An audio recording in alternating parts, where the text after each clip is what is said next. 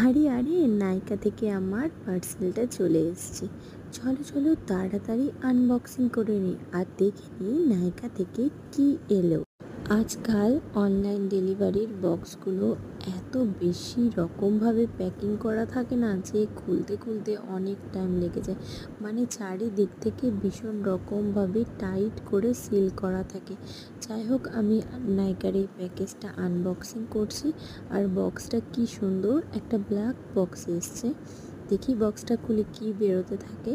নাইকা থেকে মোটামুটি আমি অনেক কসমেটিক্স কিনি, তবে আমি পার্সোনালি আমাজন থেকে যে কেনা বিউটি প্রোডাক্টসগুলো প্রেফার করি, কারণ নাইকা থেকে আমি বেশ কয়েকবার অনেক কটা বাজে প্রোডাক্টস রিসিভ করেছি। তো আমি অর্ডার করেছিলাম একটা মরক্কন অয়েল শ্যাম্পু।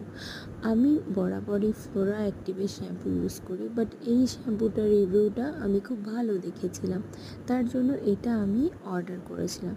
তো দেখি এটা কীরকম হয় আর কি, জাস্ট ট্রাই করে তোমাদেরকে পরে আমি রিভিউ দেবো।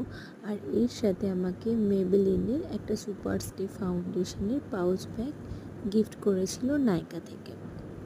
যাই হোক, এই ফাউন্ডেশনটা ইউজ করি আর না করি, ফাউন্ডেশন আমি খুব একটা যদিও ইউজ করতে পছন্দ করি না, তবে এই মরক্কন অয়েল শ্যাম্পুটা আমি অবশ্যই ইউজ করব। আর ইউজ করে তোমাদেরকে জানাবো যে আমার হেয়ার ফল কতটা কমলো আর হেয়ারের কী কী ইমপ্রুভমেন্ট হলো। তোমরাও ট্রাই করতে পারো, এটা রিভিউ খুবই ভালো। নাইকাতে তোমরা দেখে